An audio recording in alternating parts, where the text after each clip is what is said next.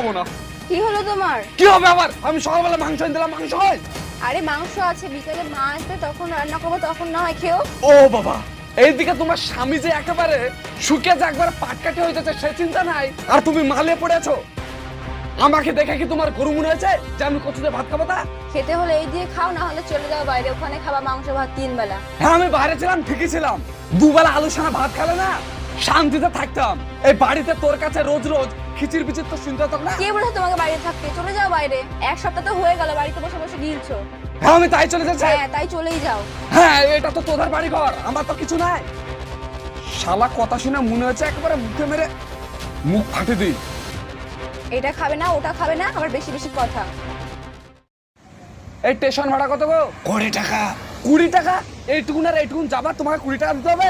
হ্যাঁ 20 টাকা লাগবে। তুমি কি নতুন এখানটায় গাড়ি চালাচ্ছ নাকি? হ্যাঁ আমি নতুনই চালাচ্ছি। কি বলবো তোমাকে, সকালবেলা জেডি খেয়েছো নাকি তুমি? হ্যাঁ। আগেকার যুগের মানুষ কি হেঁটে চলাফেরা করেনি নাকি? বললে তো আমি কি করবো? এই তোমাদের লেগে মানুষজন চলতে পারছে না। এই বেশি বকিস না তো। এত ঝামেলা কিসে? আর বলো না চাচা, আমি এই দেখো স্টেশনে যাবো, বলছে 20 টাকা লাগবে। এই 20 টাকা লাগবে এইটুকুন আর এইটুকুন, বলো তো? ও ভাইপো, কোথা থেকে আসছো তুমি? আরে আসছি না, যাচ্ছি গো চাচা। যাচ্ছি মানে? কোথায় যাচ্ছ? কোথায় যাবো, আমার একটাই তো ঠিকানা, ওই বিদেশ। বিদেশ? তোমার তো 10-15 দিন হলো বাড়ি আসা, ইয়ার মধ্যে আবার বিদেশে?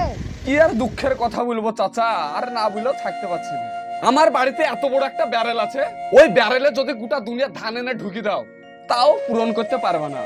এই টাকা টাকা করে টাকার পেছনে বেড়ায়ও না। কয়েকদিন তো হলো বিদেশে আসা, 2 দিন ইয়েস করে বেড়াও, খাও দাও, তা না শুধু টাকা টাকা। টাকা আজ আছে কাল নাই, বুঝলে? আরে চাচা, আমরা ছেলে হয়ে জন্মাইছি, আমরা ছেলেরা হচ্ছে টাকার মেশিন। টাকা দিতে পারলে ভালো, না দিতে পারলে খারাপ, এটাই তো বাস্তব। ছোট থেকে বাইরে খাটছি, বাকি জীবনটাও বাইরে খাটবো, তাই না? আর একটা কথা তোমাকে আমি ভুলে যাচ্ছি চাচা, এ দেখো আমি কান ধরছি, 25 বছরের আগে যদি আমি এই গ্রামে পা দিয়েছি তো আমার নামে কুত্তা পুষে রাখো। তাহলে যাও সাবধানে ভাইপো। হ্যাঁ।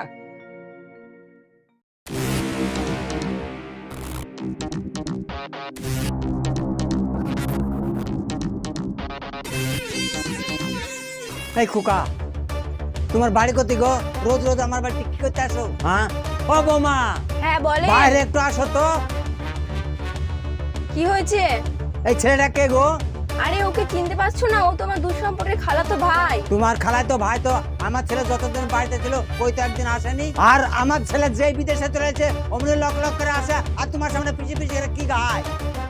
তোমাকে তো দেখতে বলেছি, খালাতো ভাই বোনের বাড়ি আসতে পারে না। তোমাদের তো মতি গতি আমাকে ভালো লাগছে না। আমি এখনই খেদের বেটাকে যাচ্ছি, কি আমার বেটাকে ফোন করে তোমাদের কাণ্ড সব শোনাতে থামো। এই ধরো তো ওকে, ধরো। আহ! তোর বেটাকে বলবি না? খেদেরের বাড়ি থেকে ফোন করে তোর বেটাকে বলবি? মেয়েই ফেলবো তোকে আজ। আব্বা, কি হলো রে? কি হয়েছে তোর? এই চিল্লাচ্ছিস কেন? কিছু না, আমার মোবাইলটা করে। মোবাইল দিছে, কি হয়েছে বল আগে। আমি একটা খারাপ স্বপ্ন দেখলাম, আমার মোবাইলটা দে না। খারাপ স্বপ্ন দেখবি না? যত বলেছে রাত থেকে ওই ভূতের সিনেমা টিনেমা দেখিস না। 2 কানে হেডফোন ভরে সারা রাত ভূতের সিনেমা দেখবি, তাহলে স্বপ্ন দেখবি না উল্টো পাল্টা। আমার মনটা কিরকম হচ্ছে, একটু ফোনটা দে না। এই মোবাইলটা নিয়ে তো যা। এলে মোবাইল। এলে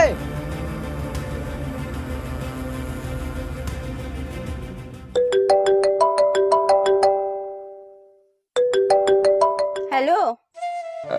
হ্যালো, হ্যাঁ বলো। কেমন আছো? ভালো আছি। 2 দিন যেতে না যেতেই ফোন করা শুরু করে দিয়েছো? ফোন বলতে আব্বার কথা খুব মনে পড়ছিল। আব্বাকে একটু ফোনটা দাও তো।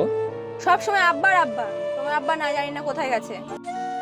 তোমার আব্বা বাড়িতে থাকে, সারাদিন তো পাড়া বেরিয়ে বেড়ায়, গেছে পাড়া বেড়াতে, আসলে ফোন করব। রাখো এখন। ঠিক আছে, ভালো থেকো। কি বললো? আব্বা কোথায় গেছে তাই বললো, আমার মনটা মানছে না বুঝলি, আমি বাড়ি যাই। হ্যাঁ, তুই বাড়ি যাবে তো তোর কাজ কে করবে?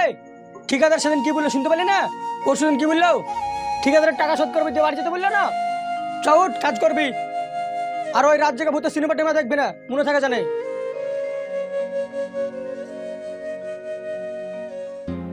তুমি দেখতেই পাচ্ছ এখন আমার টাকা পয়সার অভাব, আমাকে একটা আইফোন কিনে দেবা তা না, তুমি আমার কাছ থেকে আইফোন কিনে নিচ্ছ।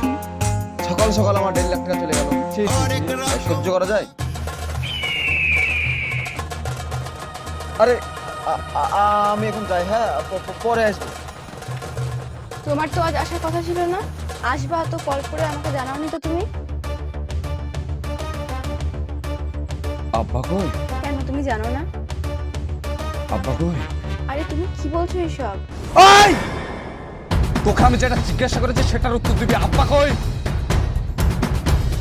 তুই নিজেকে খুব চালাক ভাবিস না? আমার আব্বা মারা গেছে, তাও তুমি একটা খোঁজ আমাকে দাওনি। যে বাপ আমাকে কোলে পিঠে করে মানুষ করলো, সেই বাপের শেষ মুখটা আমি দেখে যেতে পারলাম না। তোর না এ টু জেড সব খবর আমি জানি। শোন, তুই আমার আব্বাকে তুই কত কষ্ট দিয়েছিস আমি সব জানি। শুধু উপরওয়ালাকে সাক্ষী রেখে বিয়ে করেছি বলে আমি তোকে কিছু বলছি না, না হলে আমি তোর মুন্ডু কেটে থানায় গিয়ে দেখতাম।